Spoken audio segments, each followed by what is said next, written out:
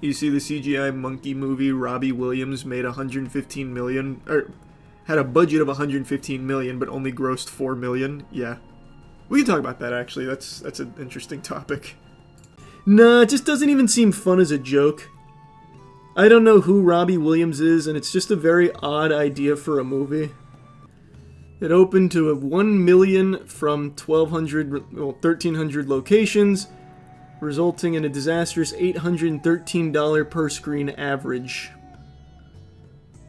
It also had a $115 million budget or something crazy like that. $110 million. And then right now it's made like 4 million total. That's worse than Megaflopolis. That's worse than Madam Web and Craven. Apparently the movie's actually really good too. Is it? I don't know who the fuck Robbie Williams is. The movie's really good. It has some of the most creative editing I've ever seen in a biopic. Really. High praise. He's an insanely influential UK singer. Why'd they make him a monkey? Just to be goofy? Just to be silly? It's something that he wanted for whatever reason. Okay. He said in an interview it's because he wanted the movie to be sad, and watching a monkey doing drugs is very sad. I like that thought process. Need this movie to really hit on an emotional level. What about a monkey doing drugs? That ought to tug on people's heartstrings, make them cry. Is that why you chose a monkey for this? I guess so. Okay. Yeah. No, I've never even heard of that, Tyler. That sounds interesting. What my spirit animal was. Chips, Eric. I said, I am a lion. And he went, you're not, mate. And I went, yeah. Monkey? And he was like, yeah, okay, here's the idea. Then he told me the idea, and I was totally in. That's the thing about this film. It shouldn't work. At the end of it, you don't know why. You just go, yeah, that worked. Yeah, it was a gamble for Robbie to replace himself with a CGI monkey, but critics also agree it pays off. I've always seen my... The box office didn't, though. So that doesn't really corroborate what you said about him choosing the monkey because it's sad watching a monkey do drugs. It seems more like the director was like, I want to make you an animal. What's your favorite animal? Lion. No. Monkey. Yep. And then ripped it. Valid reason, though. I mean, it is quirky, I guess. Myself a little less evolved. Better Man, in wide release now, follows the British pop star's meteoric rise in the 90s boy band Take That, dramatic fall into addiction and mental illness, and now redemption as a 50 years old film star. I feel like a brand new artist experiencing the entertainment industry like I should have done the first time and I didn't, just because of, you know, mental illness, drug addiction, whatever. But I feel as though I'm getting another bite at the apple, so I am incredibly grateful. Hey, man. If it works, it works. Yeah, apparently he's mainly just big in the UK, because I also did not know who Robbie Williams was. I'm not gonna lie, I thought it was a Bored Apes NFT related movie. Yeah, I can see that. Yeah, apparently it's good. A lot of people are saying it's good. I've seen it. I was just talking that it's not doing well in the box office, which it's not at all. It's a super flop. Like a crazy one.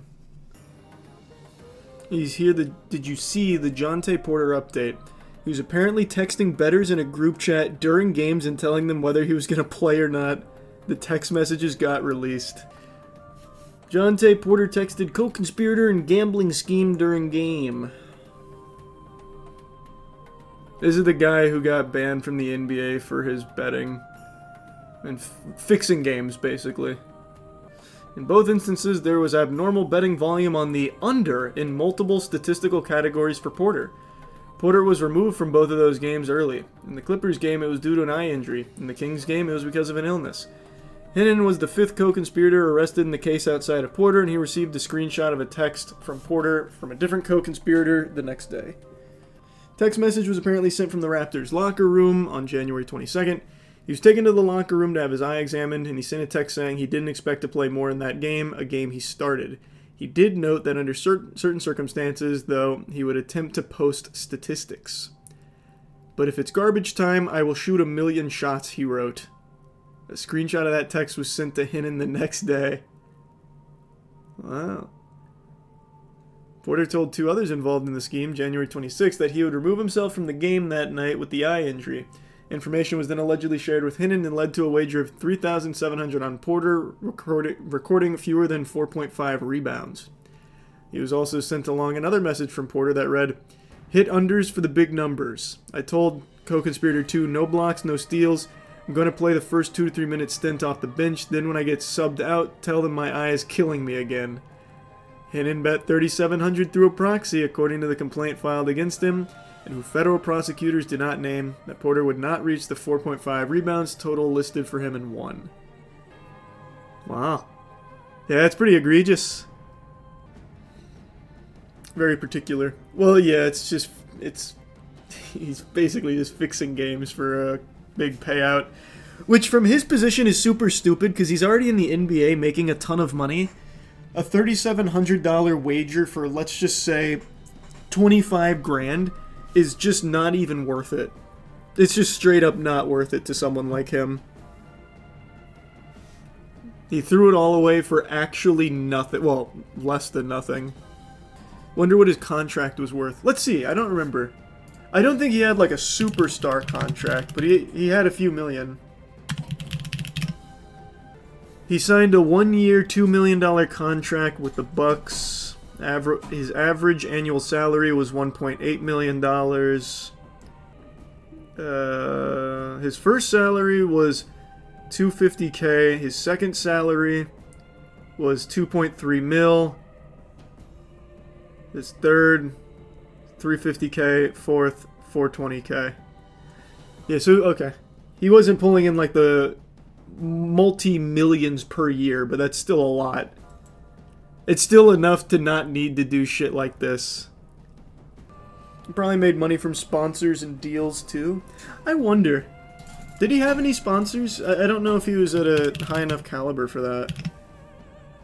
But he probably was. Honey sponsored him. Yeah, imagine. Chat doesn't know what's real. And soon nobody will. Brings me to this other thing I wanted to talk about. I haven't seen too many reports on this being a widespread prevalent issue, but apparently some users have reported that they're seeing AI-generated images of themselves in ads. So basically, Instagram is giving you ads with you in it. And I think the idea is to show, like, if it's a shirt, here's what you would look like in this shirt. You look stunning. Want to buy it? That kind of thing. But I've only seen like a couple anecdotal accounts of this. I haven't seen like anything super official yet. But what an interesting fucking idea. That is horrifying. Imagine seeing yourself in a porn ad. I mean, that wouldn't be on Instagram, but yeah. You could eventually get there. You want to fuck babes like this in real life? Look at you. Slamming ham like a true champ. Click here.